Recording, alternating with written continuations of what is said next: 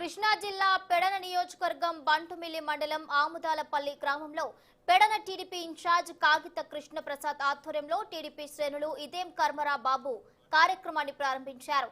ఈ కార్యక్రమంలో కాగిత కృష్ణప్రసాద్ కు గ్రామస్తులు తాము పడుతున్న ఇబ్బందులు సమస్యలు చెప్పి ఆవేదన వ్యక్తం చేశారు.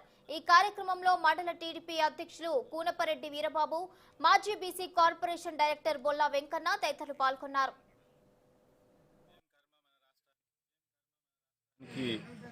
కార్యక్రమంలో భాగంగా ఈ రోజున బంటిమిల్లి మండలంలో ఆముదాలపల్లి గ్రామంలో డోర్ టు డోర్ మేము తిరుగుతూ ఉన్నాం.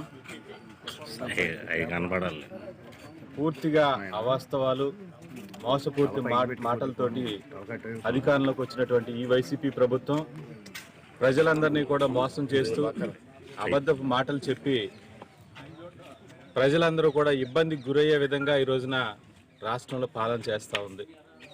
ఈ రోజున మేము డోర్ టు డోర్ తిరుగుతున్నటువంటి సందర్భంలో ప్రతి ఒక్కరు కూడా అనేక రకాలైనటువంటి సమస్యలు వెలుబుస్తూ ఉన్నారు. ఒకటి కాదు, రెండు కాదు.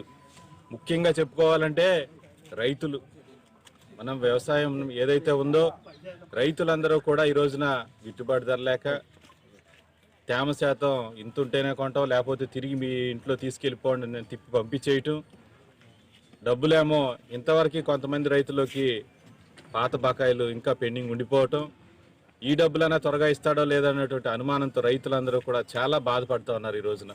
ఎందుకంటే మొత్తం జగన్మోహన్ రెడ్డి అన్ని వ్యవస్థల మీద అతను ఇన్ఫ్లుయెన్స్ చేసేసి ఆఖరికి రొయ్యల డబ్బులు కూడా రైతుల దగ్గర కూడా ఒక కేజీకి 2 రూపాయలు ఇమ్మని అడిగాడు. వాళ్ళు ₹10 ఇస్తా ఉన్నారు. ₹10 ఇస్తేనే 5,000 కోట్లు అవుద్దంట నెలకే. అదే ₹2 ఇస్తే 20,000 కోట్లు అవుద్ది. ఇదేం కర్మ.